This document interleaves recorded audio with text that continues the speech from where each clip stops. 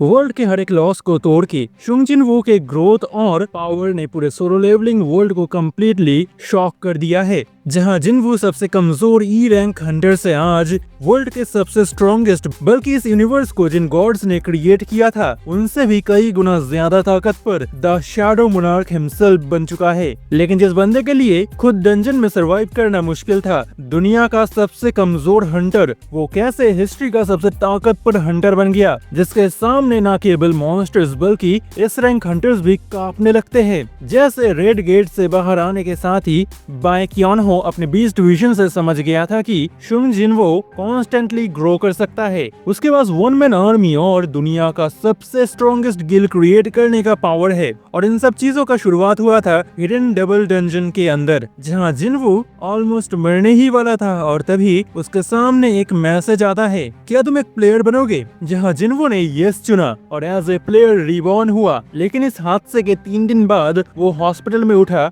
और फिर उसके पावर को मेजर किया गया मिस्टर वू जिनचुअल हंटर गिल्ड के एक इंस्पेक्टर के द्वारा। वो अभी भी एक ई रैंक की है, जिसका माना पॉइंट सिर्फ 10 है, जो कि एक नॉर्मल ई रैंक हंटर से भी 7 टाइम्स कम है। लेकिन अगले ही दिन जिनवू के सामने एक डेली क्वेस्ट का पॉपअप शो होता है, लेकिन जिनवू हॉस्पिटलाइज्ड होने के वजह से इस मैसेज को जोक समझ के उड़ा देता है और फिर जिनवू को टेलीपोर्ट कर दिया जाता है एक डेजर्ट जैसे दिखने वाले जगह में, जहां जिनवू को 4 घंटे के लिए ह्यूज सेंटीपीड मॉन्स्टर्स का सामना करना पड़ता है। और इस नियर डेथ एक्सपीरियंस से जिनवू डिसाइड करता है आज से वो हर एक डेली क्वेस्ट को कंप्लीट करेगा। तब वो समझ जाता है कि उसको एक यूनिक स्किल मिला है जो कि दूसरे हंटर्स के पास नहीं है, स्किल जिससे जिनवू लगातार ताकतवर बन सकता है। और वही दूसरे लोग एक बार एज ए हंटर अवेकन होने के बाद उनको जो पावर मिलता है पूरी जिंदगी वही रह जाती है। जैसे एक ई रैंक हमेशा ई रैंक ही रहेगी, लेकिन कुछ यूनिक लोग होते हैं जो कि अगले लेवल पे लेवल अप हो सकते हैं एक री इवेल्युएशन के द्वारा। लेकिन ये वही लोग होते हैं जिनका पावर लेवल पहले से ही अगले लेवल के बहुत करीब है। लेकिन वही रीअवेकनिंग के बाद शुंग जिनवू एक प्लेयर बन के जन्म लेता है और एक आरपीजी गेम के तरह ही एक सिस्टम के बदौलत जिनवू मॉन्स्टर्स को मार के और क्वेस्ट को कंप्लीट करके अपने स्टैट्स को इंक्रीज कर सकता है, जहाँ हर एक लेवल अप के साथ ही उसको कुछ बोनस पॉइंट्स मिलते हैं, जिससे वो अपने 5 stats strength, Vitality, agility, intelligence और सेंस को इंक्रीज कर सकता है। इसके अलावा डेली क्वेस्ट को कंप्लीट करने के बदले में उसको फ्री पॉइंट्स मिलते हैं, जिसको वो अपने मर्जी से किसी भी स्टैट पे लगा सकता है। लेकिन डेली क्वेस्ट में करना क्या पड़ता है? ज्यादा कुछ नहीं, बस 100 पुशअप्स, 100 सिटअप्स एंड 100 स्क्वाट्स और 10 किलोमीटर रन। 1 मिनट, ये तो साइटामा का ट्रेनिंग लग रहा है। अब समझा ये बंदा इतना पावरफुल क्यों है। लेकिन अनलाइक साइटामा, जिनवू टकला होने के जगह रीज इनटू 100 हो गया और लोगों ने सिस्टर लेवलिंग जैसे चीजों को अपलोड करना भी शुरू कर दिया। जो भी हो, जिनवू को अभी भी एक लंबा रास्ता तय करना होगा। और चैप्टर 12 में जिनवू एक इंस्टेंस डंजन में एंटर करता है। डेली क्वेस्ट को करने की वजह से डेफिनेटली अभी वो पहले से स्ट्रॉन्ग और फास्ट जरूर है, लेकिन एक स्टील फैंग लाइकन, बेसिकली एक लाल वुल्फ का सामना करते हुए जिनवू को बहुत मुश्किलों का सामना करना पड़ता है। और फिर वो समहाउ अपने इन्वेंटरी से एक स्वॉर्ड निकाल के फाइनली इस मॉन्स्टर को मार देता है, जिसके द्वारा जिनवू को मिलता है उसका फर्स्ट लेवल अप, यानी कि वो अब लेवल 2 हो चुका है। लेकिन यहाँ रेस्ट करने का कोई टाइम नहीं है। बहुत जल्दी ही जिनवू को चारों तरफ से वुल्फ्स घेर लेते हैं और इवेंचुअली उसको मंकी और कैट मॉन्स्टर्स के साथ भी फाइट करना पड़ता है। और इसी कंटिन्यूअस फाइट की वजह से जिनवू लेवल 15 तक लेवल अप कर लेता है और खुद के ऊपर भरोसा करते हुए जिनवू डंजन बॉस एक huge snake king of the swamp Kasaka को चैलेंज करता है। लेकिन अभी तक अनगिनत मॉन्स्टर्स के अगेंस्ट फाइट करके उसका स्वॉर्ड ऑलमोस्ट टूट ही चुका है। और वही कास्का, जो कि दूसरे मॉन्स्टर्स के तुलना में कई गुना ज्यादा फास्ट और स्ट्रॉन्ग है, जिसके अगेंस्ट फाइट के टाइम पे जिनवू के लिए बस खुद को डिफेंड करना ही मुश्किल हो रहा था। लेकिन तभी जिनवू को याद आता है दुनिया का सबसे वीकेस्ट हंटर होने की वजह से उसको कितना ह्यूमिलिएशन झेलना पड़ा है, लोग उसको कैसे ट्रीट करते हैं। और डबल डंजन में उसने खुद मौत का सामना किया है, तो उसके सामने ये स्नेक क्या ही उखाड़ लेगा। जिनवू को अभी लाइफ में एक सेकंड चांस मिला है और अभी मैं ऐसे ही मर नहीं सकता हूँ। I must become stronger. और बस अपने विल और रिजॉल्व के साथ जिनवू केवल अपने हाथों से कास्का के हेड को क्रश कर देता है और उसको मिलता है 3 लेवल अप्स। और साथ ही उसको मिलता है पैरालिसिस बोनस के साथ स्नेक फैंग से बना हुआ नाइफ। और यही लेवल 18 में लेवल अप के बाद जिनवू केवल स्ट्रेंथ में फोकस ना करते हुए अपने पॉइंट्स को वो सेंस और एजिलिटी के ऊपर भी इन्वेस्ट करना शुरू करता है। और यही डिसीजन उसके लिए लाइफ सेविंग साबित होता है जब जिनवू चैप्टर 18 में डोंगुक के साथ एक सी रैंक गेट में एंटर करता है, जहां जिनवू ऑलमोस्ट इमीडिएटली बहुत सारे इंसेक्ट मॉन्स्टर्स को सेंस करता है और डोंगबुक जिनवू और जिनहो को बॉस रूम में लॉक कर देता है। कारण सी रैंक हंटर होने के बावजूद भी डोंगबुक के लिए इस ऐसे स्पाइडर को मारना इम्पॉसिबल है, लेकिन जिनवू को इससे डर नहीं लगता है, बल्कि वो अकेले ही इस बॉस के साथ फाइट शुरू करता है, जो कि आसान नहीं था। कास्का के वेनम फैंग के ब्लीड और पैरालिसिस इफेक्ट के साथ जिनवू स्पाइडर बॉस को कमजोर कर देता है, लेकिन स्पाइडर के एसिड से बचने के लिए जिनवू को अपना स्पीड और भी ज्यादा बढ़ाना पड़ा।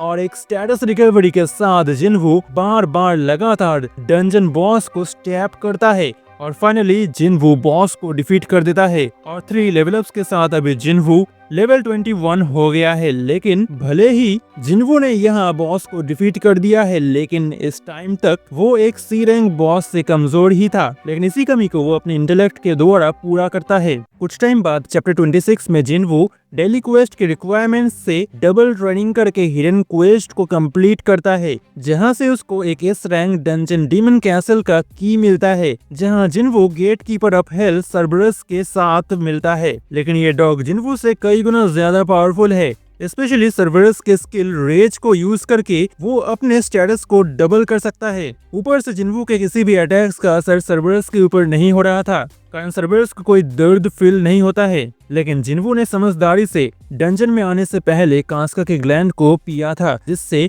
उसके फिजिकल एबिलिटीज को 20% बूस्ट मिला था। और अपने इंटेलिजेंस के फुल पोटेंशियल को यूज करते हुए जिनवू एकदम राइट टाइम पे स्टेटस रिकवरी यूज करता है और फाइनली वो गेट कीपर ऑफ हेल सर्बरस को डिफीट कर देता है। और 4 लेवल अप्स के साथ अभी वो लेवल 25 पे पहुंच जाता है। लेकिन कुछ समय बाद वो अपने कुछ पुराने दोस्तों के साथ एक डंजन रेड में पार्टिसिपेट करता है, जहां जिनवू को कैंग टाइसेक के अगेंस्ट चैलेंज का सामना करना पड़ता है, जो कि सर्बरस से भी कई गुना ज्यादा ताकतवर एक एनिमी था। तो यहाँ एक लंबे टाइम के बाद जो है स्नोचियूल के साथ जिनवू की मुलाकात होता है, जहाँ ये हैरान है जिनवू के बदले हुए लुक्स को देख के। वेल जो भी हो, कैंग टाइसेक एक बी रैंक हंटर है, जिसको हंटर्स एसोसिएशन ने क्रिमिनल्स के ऊपर नजर रखने के लिए भेजा है, जो इस रेड में पार्टिसिपेट करेगा। लेकिन सच्चाई में कैंग टाइसेक को रिश्वत दिया गया है सीक्रेटली एक क्रिमिनल को किल करने के लिए, और जो भी उसको ये काम करते हुए देखेंगे उनका भी काम तमाम करने के लिए। और अनफॉर्चुनेटली मिस्टर किम कैंग टाइसेक को ये काम करते हुए देख लेते हैं, और कैंग टाइसेक ना सिर्फ मिस्टर किम बल्कि उनके पार्टी के सब लोगों को मारने के लिए रेडी हो जाता है।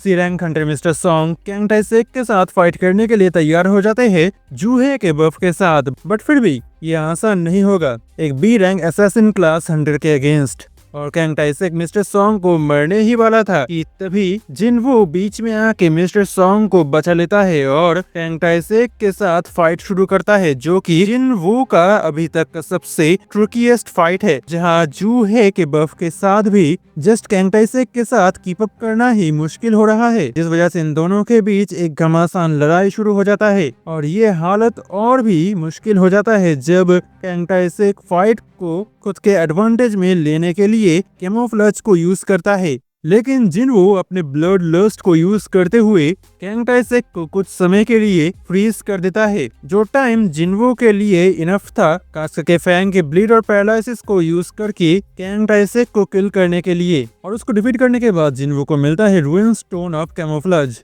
जिससे जिनवू को कैमोफ्लेज स्किल मिलता है। और फिर जिनवू बॉस रूम में गॉब्लिन्स का सफाया करके और बॉस को डिफीट करके डंजन को कंप्लीट करता है। जिनवू का ये लड़ाई बहुत ही मुश्किल था, जहां हम देख सकते हैं कि जिनवू सबसे लोएस्ट ई रैंक से आज कहां आ गया है, क्योंकि मिस्टर सॉन्ग भले ही एक सी रैंक हंटर है, लेकिन उनका स्वॉर्डमैनशिप बहुत ही ज्यादा अच्छा है, जो कि किसी एस रैंक को भी टक्कर दे सकता है, जिसको कैंग टाइसेक ने ऑलमोस्ट मार ही डाला था। तो किसी तरह से भी कैंग टाइसेक को कमजोर तोड़ा नहीं जा सकता है। और इसके बाद जिनवू हो जाता है लेवल 27। इसके बाद जिनवू अपने दोस्त जिन्हों के साथ लगातार रोज एक सीरेंग डंजन को क्लियर करने लगता है, बट क्योंकि दो लोग मिलकर डंजन को रेड करने का कोई नियम नहीं है, इसलिए वो बहुत सारे लो लेवल हंटर्स को इकट्ठा करता है बस गेट के बाहर बैठे रहने के लिए। और इसी चीज को करने के लिए इनको पर डे 30 मिलियन वोन भी दिया जाता है। और ऐसे लगातार डंजन्स को क्लियर करते हुए जिनवू लेवल 39 तक लेवल अप कर जाता है।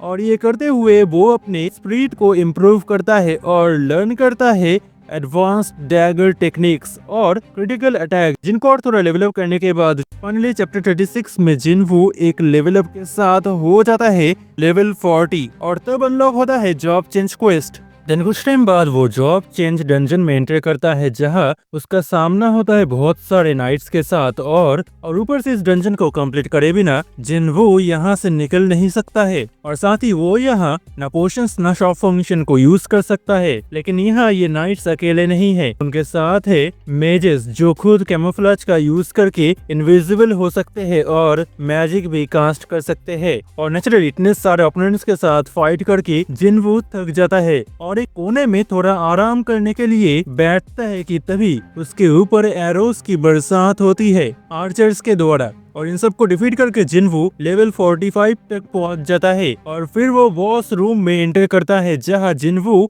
Night commander Igris the red के साथ फाइट करता है, जिसके डार्क नेम को देख के जिनवू समझ जाता है ये बंदा एक अलग ही लेवल का है, जहां इजीली इग्रिस का स्ट्रेंथ 80 से भी ऊपर है। उसका डिफेंस भी जिनवू से काफी स्ट्रांग है। तो जिनवू चालाकी से अपने वेपन को छोड़ देता है और इग्रिस भी अपने स्वॉर्ड को छोड़ देता है, बट स्टिल इग्रिस जिनवू को उठा के दीवार में पटक देता है और इग्रिस जिनवू को जोर से पंच मारता है। यह जिनवू आर्मर पहनने के बावजूद भी 500 हेल्थ पॉइंट्स का और उसका हेल्थ 30% के नीचे ड्रॉप होने के साथ ही टेनेसिटी स्किल ऑन हो जाता है, जिससे अब हर एक अटैक का डैमेज जिनवू के लिए 50% से रिड्यूस हो जाएगा। और जब इग्रिस जिनवू को खत्म करने के लिए अटैक करता है तब जिनवू हाई रैंकिंग नाइट्स के गॉन्टलेट को यूज करके इग्रिस के अटैक को रोक देता है और कास्का के फैंग को इग्रिस के आर्मर के बीच से उसके आंख में जोर से मारता है और काउंटलेस क्रिटिकल अटैक को इग्रिस के ऊपर यूज करके समहाउ जिनवू ये फाइट जीत लेता है। लेकिन अगर इग्रिस शुरू से ही अपने स्वॉर्ड को यूज करता तो शायद जिनवू के लिए ये लड़ाई जीतना इम्पॉसिबल हो जाता। इग्रिस को डिफीट करके उसको 2 लेवल्स मिलते हैं और अभी वो हो चुका है लेवल 47। लेकिन ये असली जॉब चेंज क्वेस्ट नहीं था, बल्कि अभी ये क्वेस्ट शुरू होने वाला है जहां चारों तरफ से हजारों के संख्या में नाइट्स और मेजेस एंटर करते हैं और ये मेजेस डिटेक्शन मैजिक यूज कर सकते हैं, जिसकी वजह से जिनवू का कैमोफ्लेज मीनिंगलेस हो जाता है।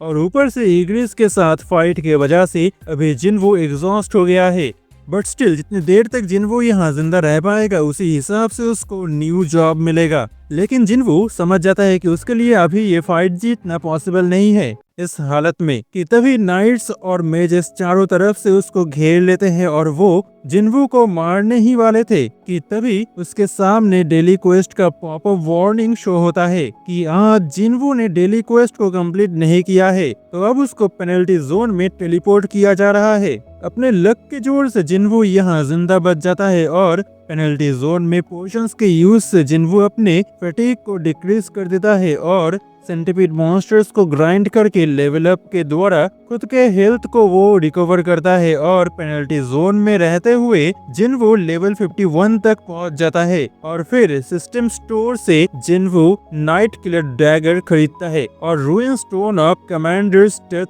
से कमांडर्स टच स्किल पाता है, जो कि उसको इग्रिस को डिफीट करने के बाद मिला था। और इसी के ही साथ पूरे तैयारी के साथ जिनवू लौट जाता है जॉब चेंज डंजन में, जहाँ जाने के साथ ही ये नाइट्स अपने स्वॉर्ड्स के साथ जिनवू का वेलकम करते हैं। देन जिनवू समझ जाता है कि पीछे से कुछ मेजेस है जो इन नाइट्स को समन कर रहे हैं। देन जिनवू इन मेजेस को डिफीट करके नाइट्स को डिफीट कर देता है और सिस्टम जिनवू के एक्शंस और पॉइंट्स को काउंट करके जिनवू को देता है नेक्रोमैंसर क्लास। लेकिन जिनवू की टोटल प्रमोशनल पॉइंट्स लिमिट से भी ज्यादा होने के वजह से जिनवू को नेक्रोमैंसर से प्रमोशन कर दिया जाता है द मोनार्क ऑफ शैडोज में, जिससे वो अपने डिफीटेड और मरे हुए ओपोनेंट्स को उठा सकता है जो उसके लिए फाइट करेंगे, जो कि शैडो एक्सट्रैक्शन के द्वारा किया जा सकता है। ये एक सिंपल वर्ड राइस के द्वारा एक्टिवेट किया जा सकता है। फिर जिनवू इग्रिस के पास वापस जाता है उसको अपने सोल्जर में कन्वर्ट करने के लिए, लेकिन जिनवू टोटल 3 शैडो एक्सट्रैक्शन में से 2 बार फेल हो जाता है, बट फॉर्चुनेटली थर्ड टाइम वो सक्सेस पाता है और इग्रिस जिनवू के कमांड के अंदर आ जाता है। अगले दिन जिनवू जिन्हा के स्कूल में होमरूम टीचर से बात करने के लिए जाता है, जहाँ से उसको पता चलता है जिन्हा की दोस्त Han Song Yi as a E rank hunter awaken हुई है और इसी कारण से वो स्कूल ड्रॉप करना चाहती है और टीचर के रिक्वेस्ट को एक्सेप्ट करते हुए जिनवू हान सोंग येल को हंटर्स की लाइफ असलियत में कैसी होती है दिखाने के लिए जिनवू व्हाइट टाइगर गिल्ड के ट्रेनिंग ग्राउंड में ओपन हुए सी रैंक गेट में हान सोंग येल को ले जाता है। इस रेड को A rank Hunter Kim Chola lead कर रहा है और टोटल 12 हंटर्स के साथ ये दोनों गेट के अंदर एंटर करते हैं, जो कि एक रेड गेट में बदल जाता है। एक रेड गेट से बाहर निकलने का बस एक ही रास्ता है और वो है बॉस को डिफीट करना, लेकिन यहाँ आने के साथ ही आइस एल्फ्स के अटैक से उनका स्वागत किया जाता है। तो यह किम चोल पूरे ग्रुप को 2 टीम्स में बांट देता है, जहाँ एक तरफ किम चोल के लीडरशिप में बी रैंक हंटर्स के साथ वो बॉस को ढूंढने के लिए जाता है और वही सी रैंक हंटर्स को जिनवू के साथ एक दूसरे टीम में डाल दिया जाता है।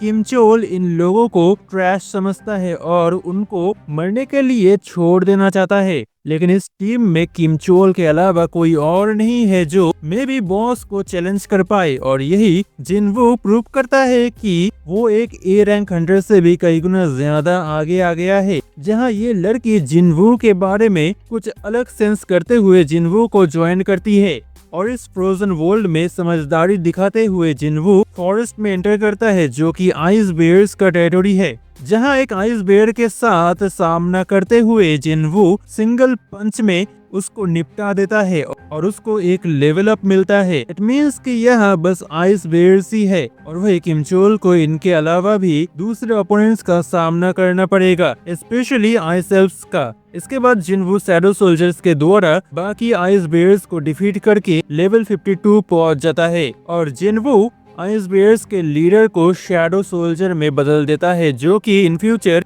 एलिट सोल्जर टैंक नेम से जाना जाएगा। कुछ टाइम बाद किम चोल आइस एल्फ्स के अटैक से किसी तरह से बच के सेकेंड टीम कैंप पे आता है, लेकिन उसको फॉलो करते हुए आइस एल्फ्स जिनवू के कैंप में आ जाते हैं, जहां जिनवू को आइस एल्फ्स के साथ फाइट करना पड़ता है और अपने शैडो आर्मी को समन करके इजीली वो एल्फ्स का सफाया कर देता है। लेकिन लड़ाई के पहले एल्फ्स के लीडर बरूका जिनवू को बोलता है कि तुम एक ह्यूमन लग नहीं रहे हो, और जब बरूका खुद का परिचय देने चाहता है तब अचानक से वो ग्लिच आउट करने लगता है, जो कि क्लियरली सिस्टम और इस वर्ल्ड के गॉड्स के साथ जुड़ा हुआ है। तो अगर तुम सोलो लेवलिंग गॉड्स के ऊपर डिटेल्ड वीडियो चाहते हो तो इस वीडियो पे 1000 लाइक्स कंप्लीट कर दो। ओके, तो बरूका के एक इंटेंस फाइट के बाद जिनवू उसको डिफीट कर देता है और वो लेवल अप कर जाता है लेवल 54 तक। लेकिन अनफॉर्चुनेटली जिनवू बरूका को एक शैडो सोल्जर में बना नहीं पाता है, लेकिन उसको बरूका का डैगर मिलता है और इसी फाइट के समय किम चोल जिनवू को मारने का ट्राई करता है और कोई और रास्ता ना देखते हुए जिनवू किम चोल को एक शैडो सोल्जर में बदल देता है,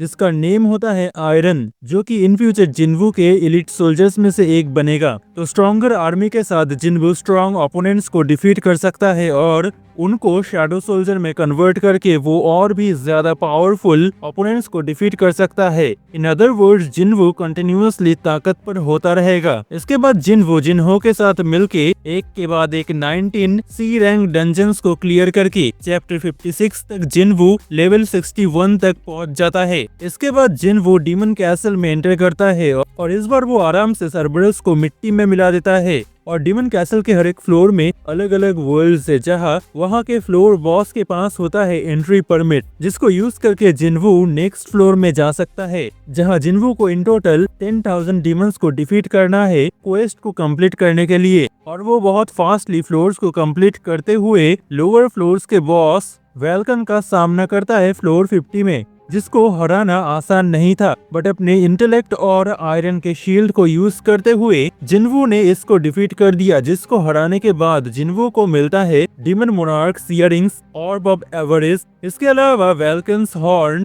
और fragment of the world tree, जो कि एलेक्सर ऑफ लाइफ के 3 इंग्रेडिएंट्स में से एक है। और सेकंड इंग्रेडिएंट था एको ऑफ वाटर फ्लोर 75 के बॉस सोल शेफर्ड मिटूस को डिफीट करके जिनवू को मिलता है। इसके अलावा डीमन मोनार्क्स नेकलेस भी उसको मिटूस के पास से मिला था। जिनवू अभी के लिए फ्लोर 75 में अपने जर्नी को रोक देता है, but one thing for sure कि अभी जिनवू डेफिनेटली किसी इस रैंक से कम नहीं है, और इसीलिए जिनवू अपने रैंक को री इवेल्युएट करने के लिए जाता है। लेकिन जिनवू के पावर को मेजर करते टाइम बार बार एरर आ रहे थे, तो तभी कंफर्म होता है कि जिनवू एक एस रैंक है। बट कुछ समय बाद हंटर एसोसिएशन के चेयरमैन गो गुनहे बोलते हैं इस एरर का कारण है कि ये मशीन एस रैंक लेवल के पावर को ठीक से मेजर नहीं कर सकती है, और अगर ये पॉसिबल होता तो रिजल्ट एस या एस रैंक होता। In other words, S rank के अंदर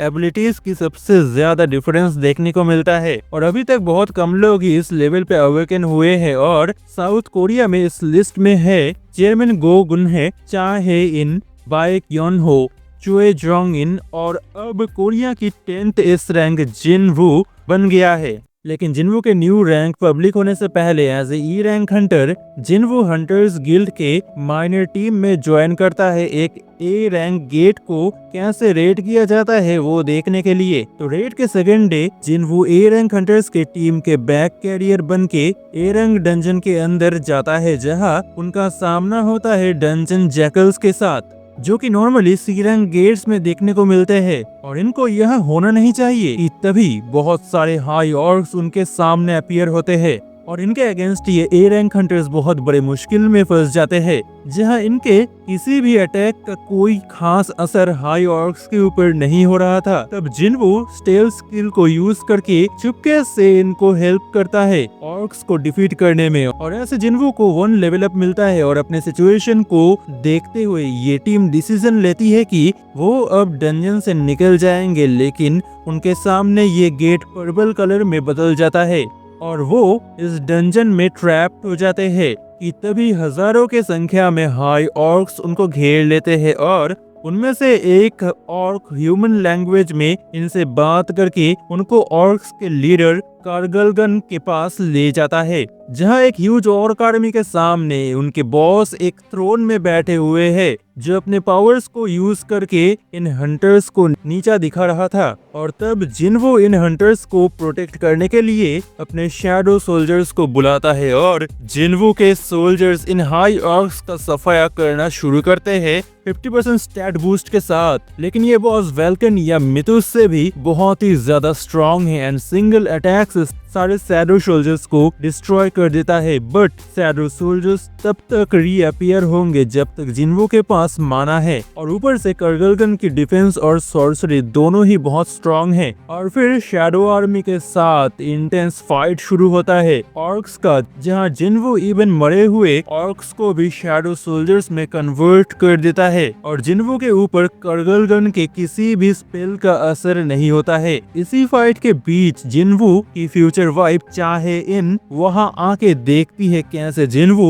ओवरवेलमिंग पावर के साथ ऑर्क बॉस को डिफीट करता है, और जिनवू को 2 लेवल अप्स मिलते हैं, और जिनवू कर्गलगन को एक शैडो में कन्वर्ट कर देता है, जो देख के वहां मौजूद सभी लोग हैरान हो जाते हैं। और जिनवू उसको नेम देता है टस्क, जो कि उसके एलिट सोल्जर्स में से एक बनेगा। जहां कोरिया के टॉप हंटर्स गिल्ड के हंटर्स इन ऑर्क्स के सामने लाचार थे, वही जिनवू अकेले एक 1 मैन आर्मी के तरह खुद पूरे डंजन को क्लियर कर दिया, जो कि हंटर्स गिल्ड के चेयरमैन इस रैंक हंटर चुए जोंग इन, जो कि अपने पावर्स की वजह से द अल्टीमेट सोल्जर नाम से जाने जाते हैं, वो भी एडमिट करते हैं कि वो अकेले एक एस रैंक या एक ए रैंक डंजन को क्लियर नहीं कर पाते, जो चीज सुंग जिन वू ने कर दिखाया है। फिर कुछ समय बाद ऑफिशियली हंटर्स एसोसिएशन के तरफ से अनाउंस कर दिया जाता है कि सुंग जिन वू बन गया है साउथ कोरिया का 10th S rank Hunter,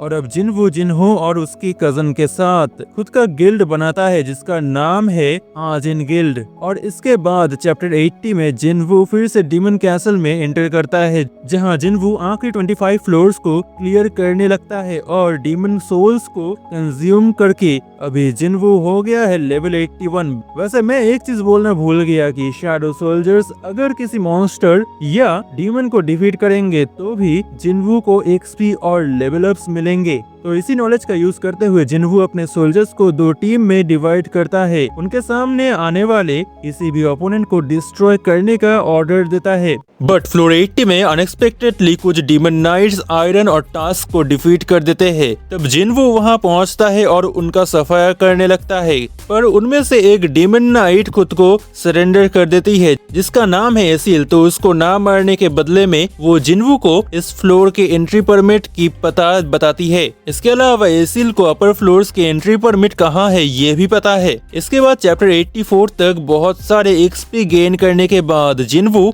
level 87 पहुंच जाता है। उसके सोल्जर्स में से ईग्रिस और टैंक भी लेवल अप करते हैं, जहां ईग्रिस बन जाता है एलीट नाइट और टैंक एक नाइट बन जाता है। लेकिन फ्लोर 90 से डिफिकल्टी बहुत बढ़ जाता है, लेकिन साथ ही मॉन्स्टर्स से मिलने वाले रिवॉर्ड्स भी, जहां जिनवू चैप्टर 85 में लेवल 90 बन जाता है फ्लोर 97 में। वही फ्लोर 98 में जिनवू लेवल 93 तक पहुंच जाता है। और अब हमारे सामने है फ्लोर 100 और डीमन किंग बारान, जो कि एक सुपर पावरफुल वाइब्रेन काइसलिन के ऊपर सवार है, जहां जिनवू की तरह ही बारान अपने डीमन आर्मी को समन करता है और जिनवू के शैडो आर्मी के साथ एक घमासान लड़ाई शुरू होता है। लेकिन कुछ ही समय के अंदर ही ये लड़ाई जिनवू के अगेंस्ट डीमन किंग बारान का 1v1 में बदल जाता है। Monarch of shadow versus monarch of white flames, जहां बारान को डिफीट करना कोई आसान बात नहीं था। वाइब्रेन की वजह से जिनवू को बारान तक पहुंचने में मुश्किल हो रहा था।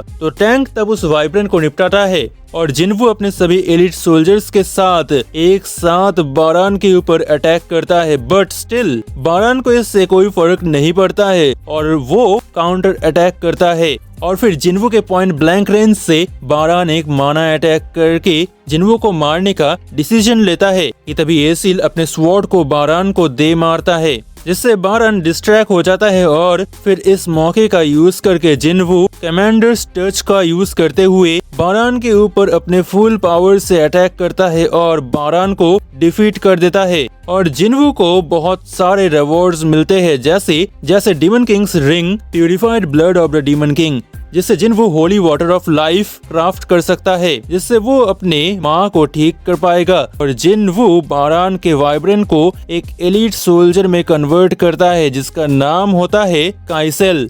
इसके अलावा जिनवू शैडो एक्सचेंज स्किल लर्न करता है, जिससे वो अपने किसी भी शैडो के साथ लोकेशन एक्सचेंज कर सकता है, जिसको तुम टेलीपोर्ट भी बोल सकते हो। और फिर जिनवू अपने वर्ल्ड लौट जाता है और इस फाइट के बाद जिनवू लेवल 97 तक पहुंच जाता है। इसके कुछ समय बाद जेजू आइलैंड का खतरा सबके ऊपर फिर से मंडराने लगता है, जहां आज से 4 साल पहले एक एस रैंक गेट ओपन हुआ था, जिस गेट से अनबिलीवेबल ताकत पर एंड्स निकलते हैं और उस आइलैंड को अपने कंट्रोल में ले लेते हैं, जिनको डिफीट करने के लिए बहुत बार एस रैंक रेड्स को किया गया था। बट इन एंड्स के अगेंस्ट सब कुछ फेल हो गया है। लेकिन एंड क्वीन मरने से पहले एक आखिरी अल्टीमेट एंड का जन्म देती है, जिस एंड के अगेंस्ट जेजू आइलैंड में फाइट करते हुए जापान के स्ट्रॉन्गेस्ट हंटर रियूजी मारा जाता है। और साउथ कोरिया के एस रैंक हंटर्स का हाल भी कोई अच्छा नहीं था, जहां खासकर चाहे इन बहुत बुरी तरह से वुंडेड थी। असल में साउथ कोरिया और जापान के एस रैंक हंटर्स एक साथ मिलके जेजू आइलैंड को रेड करते हैं, जहां 16 एस रैंक हंटर्स इस मिशन में जुड़े हुए थे। और जिनवू को लगा था कि इतने सारे एस रैंक हंटर्स मिलके आराम से एक रेड को संभाल सकते हैं, इसीलिए वो ये रेड ज्वाइन नहीं करता है। लेकिन एट द एंड ऐसा नहीं होता है। जस्ट उस एंड के प्रेजेंस से चाहे इन और वहाँ मौजूद सभी इस रैंक अपने घुटनों में आ जाते हैं, जहाँ इसके अगेंस्ट किसी का कोई अटैक काम नहीं कर रहा था, और ऊपर से चाहे इन गहरे वुंड्स के साथ मौत के दरवाजों के सामने पहुंच गई थी। और ये एंड इतना स्मार्ट है कि ये हंटर्स के लास्ट होप इस रैंक हीलर मिन बियोंग गू को मार देता है ताकि हंटर्स खुद को हील ना कर पाए। कि तभी जिनवू शैडो एक्सचेंज का यूज करके जेजू आइलैंड में टेलीपोर्ट हो जाता है और ना सिर्फ इन हंटर्स को बल्कि पूरे ह्यूमैनिटी को इस अल्टीमेट एंड से प्रोटेक्ट करने का पावर अभी बस जिनवू के पास ही है। जहां शैडो आर्मी एंड का सफाया करने लगता है और जिनवू हीलिंग पोशन से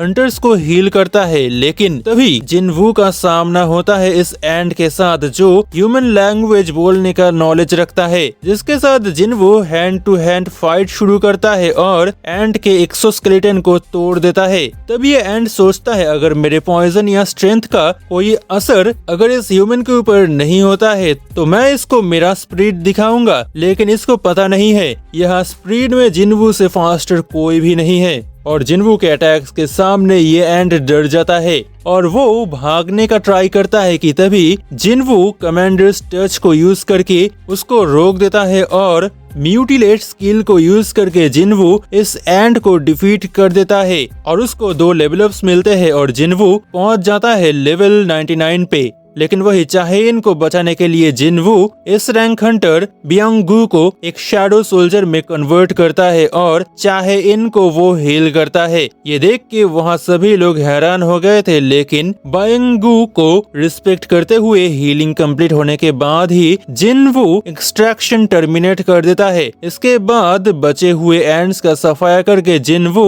फाइनली अचीव करता है लेवल 100 और जिनवू उस एंड को एक शैडो सोल्जर में कन्वर्ट करके नाम देता है बेरू, जो कि जिनवू का हाईएस्ट रैंक सोल्जर एक जनरल है और बेरू ही जिनवू का एक लौता सोल्जर है जो कि बात कर सकता है। तो क्लियरली शुंग जिनवू अभी एक एस रैंक से भी कई गुना ज्यादा आगे पहुंच गया है, जहां वो अकेले ही इस एस रैंक रेट को कंप्लीट करने का पावर रखता है। लेकिन लेवल 100 तो बस शुरुआत है। इसके बाद जिनवू वर्ल्ड के स्ट्रॉन्गेस्ट हंटर थॉमस एंड्रू को भी डिफीट कर देता है और ऑफिशियली जिनवू बन जाता है न केवल साउथ कोरिया का बल्कि पूरे दुनिया का द स्ट्रॉन्गेस्ट हंटर, जिसको हंटर्स के लैंग्वेज में बोला जाता है नेशनल लेवल हंटर। जिनवू की असली ग्रोथ तो अभी बाकी है, न सिर्फ सिस्टम को बल्कि दुनिया के सबसे ताकतवर गॉड्स को भी जिनवू डिस्ट्रॉय करके ह्यूमैनिटी को कैसे प्रोटेक्ट करता है और बनता है द अल्टीमेट गॉड। तो अगर तुम्हें ये जानना है तो इस वीडियो पे 1000 लाइक्स और 100 कमेंट्स कंप्लीट कर दो एंड तब तक के लिए तुम इस वीडियो को देख लो।